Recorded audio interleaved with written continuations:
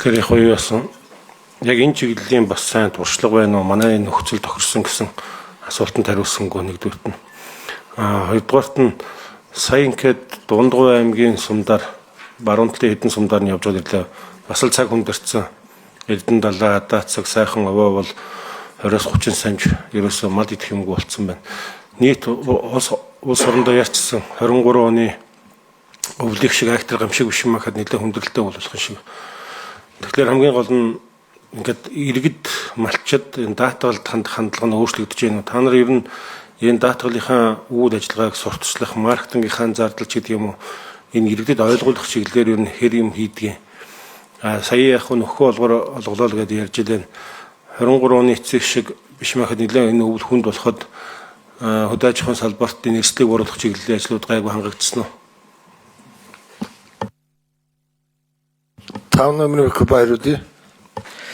За үндсэндээ олон улс хэрэгжиж байгаа туршлага болоод хөдөө аж ахуйн салбарт индекс суурилсан буюу параметрик даатгалын тогтолцоо олон улсад хэрэгждэг ийм тогтолцоотой. За яг түүн дээр нь одоо индекс нь олон төрлийн индекс байдаг. Цасны индекс, хүүтрлийн индекс гэх мэтлэн олон төрлийн индекс байдгаас Монгол улсад тохирох нь том малын зөв бүсийн хоригдол юм байна гэж тооцоод энэ том малын зөв бүс хоригдолд суурилсан индексийг олон улсын туршлагыг харж нэвтрүүлсэн ийм түүхтэй юм байна лээ.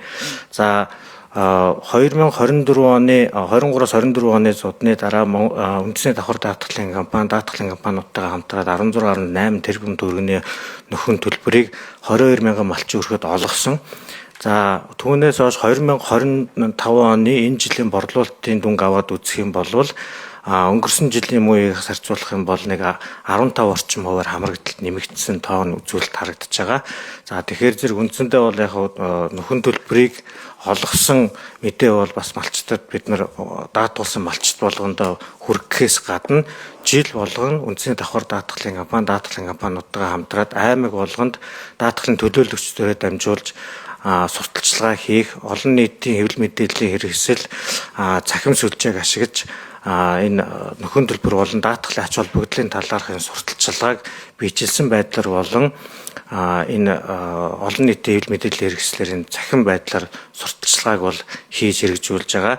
За үндэсний давхар даатгалын компани одоогийн байдлаар 4.9 тэрбум төгрөгийн даатгалын хураамж цуглуулснаас олон улсын давхар даатгал дээр эрсдлээ даатгуулад нийтдээ нэг 170 орчим тэрбум төгрөгийн даатгалын хамгаалтыг хамгийн дээд түвшинд авах байдлаар даатгалын хамгаалтаа олон улсын давхар даатгалын хамгаалтаа бүрдүүлчихсэн, хамтын эрсдлийн сангаа байршуулчихсан бүх нөөцийн сангуудаа бүрдүүлчихсэн явж байгаа. За энэ жилийн хувьд болохоор зэрэг сангийн яам буюу манай хувьцаа эзэмшигчдийн зүгээс эрсдлийн дунд түвшин, дээд түвшний нөөцийн санг 2024 оны жилийн эцсийн байдлаар шавхсан байсныг нөхөж бүрдүүлсэн энэ ажлыг өнгөрсөн 4 дугаар сард хийсэн.